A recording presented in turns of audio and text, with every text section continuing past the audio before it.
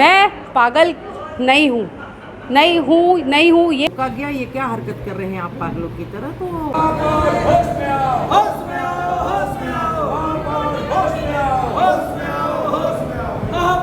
दादागिरी सदन का पान नहीं सहेंगे,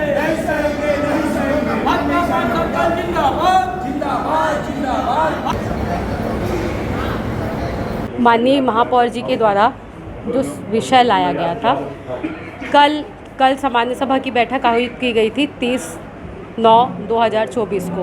उसमें 4 विषय पास हुए।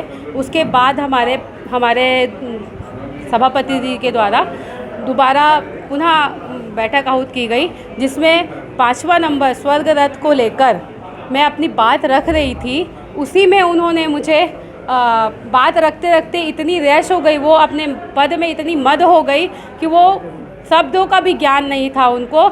मेरे को सीधा उन्होंने पागल कह दिया। मैं पागल नहीं हूँ, ये प्रमाणित महापौर जी नहीं करेगी।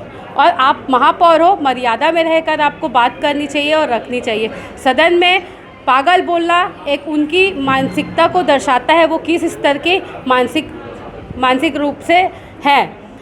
जो जैसा सोचता है वो वैसा करता है।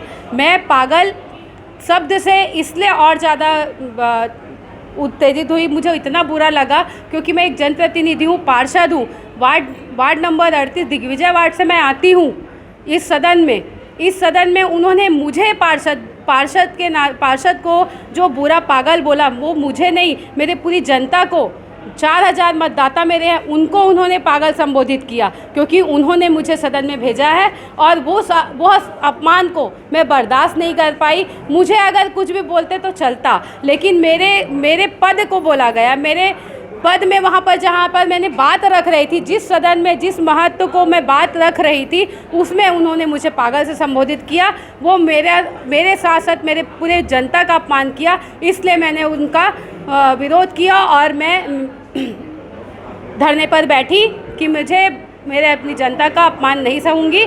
और उसके बाद 15 मिनट के लिए स्थगन हो गया। उसके बाद पुनः स्थगन के बाद सदन चालू हुई। उसके बाद महापौर जी क्षमा मांगी, फिर सुचारू रूप से सदन चला। वहीं वरिष्ठ पार्षद द्वारा पागल कहे जाने का आरोप लगाया है।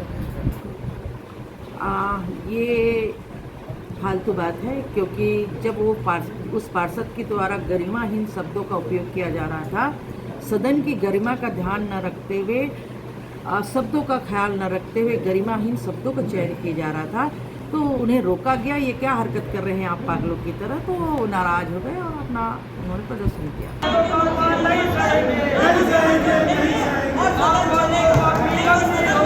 इसके लिए तो मैं सिर्फ इतना ही बोल पाऊँगा कि आदमी अहंकार में कुछ भी बोल देता है, लेकिन अहंकार रावण को भी था और अहंकार ज़्यादा दिन किसी का नहीं चलता। इस बात का ध्यान सबको रखना चाहिए।